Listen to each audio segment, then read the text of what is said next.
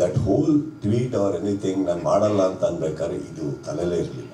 ನನ್ನ rate, amount ಅದೇನು ಬೇಕಾದ್ರೆ ಅದು ಮಾಡ್ದಲ್ಲೇ ಕೂತ್ಕೋಬೋದಲ್ಲ. ಅದು ವೈಯಕ್ತಿಕ. ಮಾಡ್ತೀನಿ ಮಾಡಲ್ಲ, ನನಗೆ ಈ ರೇಟ್ ಬೇಕು, ಅದನ್ನು ನಾನು ಪಬ್ಲಿಕಲ್ಲಿ ಬಂದು ಮಾತಾಡೋ ವಿಷಯನೇ ಅಲ್ಲ. ಆಗುತ್ತೆ ಆಗಲ್ಲ ಅಷ್ಟೇ ತಾನೆ. ಆಗಲ್ಲ ಅಂದ್ರೂ ನಾನು ಹಾಗೆ ಎಕ್ಸಿಟ್ ಕೊಡ್ಬೋದು ನಾನು. So it has never to do with the money part. That is last. ಇವತ್ತವರೆಗೂ ನೀವು ಆ್ಯಕ್ಚುಲಿ ನೋಡೋಕೆ ಸಿನಿಮಾದಲ್ಲೇ ನಾನು ಎಷ್ಟು ಸಂಭಾವನೆ ತೊಗೊತೀನಿ ಅಂತ ನಿಮಗೆ ಪಕ್ಕ ಒಂದು ಫಿಗರ್ ಸಿಗಲ್ಲ. Because each cinema is a different mood, different collaboration, different budgets. So ನಾವು ಪ್ರತಿಯೊಂದೂ ಬೇರೆ ರೀತಿಯಲ್ಲಿ ಕೊಲಾಬ್ರೇಟ್ ಆದ್ರೇ ಸಿನಿಮಾಗಳು ಮಾಡೋಕ್ಕಾಗಲ್ಲ. ನಂದು ರೇಟೇ ಇಷ್ಟು ಅಂದರೆ ನಾನು ನನ್ನ ಬಗ್ಗೆ ರೇಟೇ ಕಟ್ಕೊಳಲ್ಲ ಸರ್, ಅಷ್ಟು ಚೀಪ್ ಇಲ್ಲ ನಾನು. ಅದನ್ನು ಹಂಗಂತ ಮನಿ ವೈಸಲ್ಲಿ ತೋರಿಸ್ತಾ ಇಲ್ಲ ನಾನು. Each collaborations of different sort. ಈಗ ಯಾವುದೋ ಸಿನಿಮಾ ಬರುತ್ತೆ, ತುಂಬ ದೊಡ್ಡ ಬಡ್ಜೆಟ್ ಇರುತ್ತೆ, ನಾನು ಭಾರ ಆಗೋಕ್ಕಾಗಲ್ಲ. So we have to make sure that we take home money, but we have to collaborate in a different way. ಹಾಗೆ ಇಲ್ಲೂ ಅಷ್ಟೇ, ಇವ್ರದ್ದು ಇರುತ್ತೆ. ಹಾಗಂತ ನಾನು ಯಾವುದೋ ಫಸ್ಟ್ ಇಯರಿಗಿರೋ ರೇಟಿಗೆ ಈಗ ಇರೋಕ್ಕಾಗುತ್ತಾ ಹೇಳಿ? ಬೇಕಾಗುತ್ತೆ. ಇವಾಗ ಇನ್ನೊಂದು on the table, don't forget anything. Okay, market ಒಳಗಡೆ ಕಲಾವಿದನಾಗಿರ್ಬೋದು, ಒಬ್ಬ ಹೋಸ್ಟ್ ಆಗಿರ್ಬೋದು, what I get on to the table is what makes a validation. ನನ್ನ ವ್ಯಾಲಿಡೇಷನ್ ಅವರು ನಾನು ಸುದೀಪ್ ಜನ ಹಿಂಗೆ ಎ ವಿ ಕೊಟ್ಟರು ಅಂತ ತಕ್ಷಣ ರೇಟ್ ಕೇಳೋಕ್ಕಾಗಲ್ಲ. ಸೆನ್ಸಿಬಲಿ ಇವನ್ ನಾನು businessman, I understand the validations. What am I getting on to the table? ಅದರಲ್ಲಿ ಒಂದು ಇರುತ್ತಲ್ವಾ. ಸೊ ನಾವು ಅನ್ರೀಸನಬಲ್ ಆಗಿರೋದು ತಪ್ಪಾಗೋಗುತ್ತೆ. So we have to understand ಅವ್ರದ್ದು, including 1 season of budget for Bigg Boss ಎಷ್ಟಿದೆ.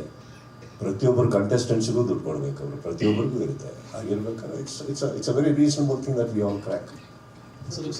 Sir, Bigg Boss ಮನೆಯಿಂದ ಹೊರಬರ್ತೀನಿ ಅನ್ನೋದಕ್ಕೆ ಸಿನಿಮಾನು ಒಂದು ಕಾರಣ ಆಗಿತ್ತು ಸರ್. ಈಗ ಬ್ಯಾಕ್ ಟು ಬ್ಯಾಕ್ ಸಿನಿಮಾಗಳು BRB ನಡೀತಿದೆ, ಮ್ಯಾಕ್ಸ್ ಸೀಕ್ವಲ್ಸ್ ಇದೆ.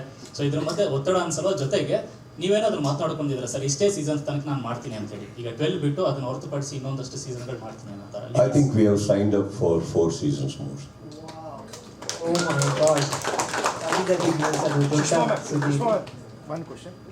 ಸರ್, ಹಿಂದೆ ಇರೋರು ಅವಾಗಿಂದ ಮೈಕ್ ಕೇಳ್ತಾ ಇದ್ದಾರೆ. ಒಂದಷ್ಟು ಕಂಟೆಸ್ಟೆಂಟ್ಸ್ ಸರ್, ಸ್ಪರ್ಧಿಗಳು ಶೋ ಮಧ್ಯದಲ್ಲಿ ಒಂದಷ್ಟು ಕಾನೂನು ಹೋರಾಟಗಳ ಕಾರಣ ನಾವು ಇವರಿಗೆ ಹೇಳಿದೆ,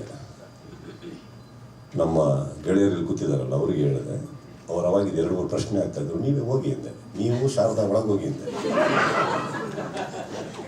ಎಲ್ಲಾದ್ರೂ ಬಹಿರಂಗ ಹೊರಗಡೆ ಬಂದ್ಬಿಡ್ಲಿ, ನಿಮ್ಮ ಪ್ರಶ್ನೆಗಳು ಏನೇನಿದೆ ಎಲ್ಲ ಓಪನ್ ಆಗಿಬಿಡ್ಲಿ ಅಂತ. ಆ್ಯಕ್ಚುಲಿ ಓಪನ್ ಆಗಿ ಹೇಳಿದ್ದೀನಿ ಸರ್ ಅವರಿಗೆ, ನೀವು ಶಾರದಾ ಅದು ಜೋಡಿಯಾಗಿ ಹೋಗ್ಬೇಕು, ಇಬ್ಬರು ಕುತ್ತಿ ಡಿಸ್ಕಸ್ ಮಾಡಿ ಬನ್ನಿ, ನಾನು ಪ್ರಶಾಂತ್ ಅವರಿಗೆ ಆಮೇಲೆ ಮಾತಾಡ್ತೀನಿ ಅಂತ. ಅಂದ್ರೆ ಆಲ್ರೆಡಿ ಜನ ಥಿಯೇಟ್ರಿಗೆ ಬರ್ತಾರೆ, ಥಿಯೇಟ್ರಿಗೆ ಹಿಂಗೆ ಕರ್ಸೋದು ಅಂತ ಒಂದು ಚಾಲೆಂಜ್ ಇದೆ. ಮತ್ತೆ ಬಿಗ್ ಬಾಸ್ ಒಂದು ಡಿಸ್ಟ್ರಾಕ್ಷನ್ ಇರುವ ಮತ್ತೆ ಹಿಂಗೆ ಜನ no I am keeping them hook to Kannada.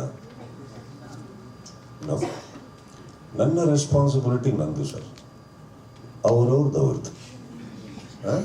ನಾನು ಕನ್ನಡಕ್ಕೆ ಹುಕ್ ಮಾಡ್ತಾ ಇದ್ದೀನಿ, ಬಿಟ್ಟರೆ ಬೇರೆ ಪ್ರೋಗ್ರಾಮ್ ಹೋಗ್ಬಿಟ್ಟಾರೆ. ಕನ್ನಡಕ್ಕೆ ಹುಕ್ ಮಾಡ್ತಾ ಇದ್ದೀನಿ. ನನ್ನ ಕರೆಯಿಂದ ನಾನು ಏನು ಜನಗಳನ್ನ ಎತ್ತಿಡಿಯೋಕ್ಕಾಗುತ್ತೋ ಹಿಡಿತೀನಿ. ಸಿನಿಮಾಗಳಿಲ್ಲ, ಎಂಟರ್ಟೈನ್ ಮಾಡ್ತಾ ಇರ್ತೀನಿ. ನನಗೆ ಗೊತ್ತಿರೋ ಹಾಗೆ ಬಿಗ್ ಬಾಸ್ ಶೋ ಬರಬೇಕಾದ್ರೇ ಪ್ರತಿಯೊಂದು ಸಿನಿಮಾಗಳು ಚೆನ್ನಾಗಿ ಹೋಗಿದ್ದಾವೆ. ಯಾವುದೂ ನಮ್ಮ ಕನ್ನಡ ಜನ ಹತ್ರ ಭೇದ ಭಾವ ಮಾಡಿಲ್ಲ. ಬಟ್ ನನ್ನ ಕೆಲಸ ಏನಿದೆ ನಾನು ಅಚ್ಚುಕಟ್ಟಾಗಿ ಮಾಡೋಕ್ಕೆ ಇಷ್ಟಪಡ್ತೀನಿ. ಅದರಿಂದ ಏನೋ ಒಂದು ಏಟ್ ಆಗ್ತಾ ಇದೆ ಅಂದರೆ ಅದು ತಪ್ಪಾಗುತ್ತೆ sir. I don't think that's thing. I will do what I have to do, keep my language going. And don't you think it's ನನಗೆ ಇವಾಗ ಎಕ್ಸ್ಟ್ರಾ ಸ್ಟ್ರೆಸ್ ಅಲ್ವ ಹೇಳಿದ್ರು, but I will definitely do it. ಈಗ ಸಿನಿಮಾಗಳು release ಇಲ್ಲ ಅಂದಾಗ ಇದನ್ನು ನೋಡಿ ಒಂದು ಕನ್ನಡ ತಾನೇ ಹತ್ತಿರ ಇಡ್ತಾ ಇದ್ದೀವಿ. ಆ್ಯಂಡ್ ಡೋಂಟ್ ಫರ್ಗೆಟ್, ಪ್ರತಿ ಸಲ ಒಂದು 18 ಹೊಸ ಪ್ರತಿಭೆಗಳನ್ನು ಹೊರಗಡೆ ಬಿಡ್ತಾ ಇದ್ದೀವಿ ನಾವು. ಅದು ಒಳ್ಳೇದು. ಇವಾಗ ಎಷ್ಟು ಜನ ಹೀರೋಗಳಾಗಿದ್ದಾರೆ, ಎಷ್ಟು ಜನ ನಟನೆ ಬಂದಿದ್ದಾರೆ.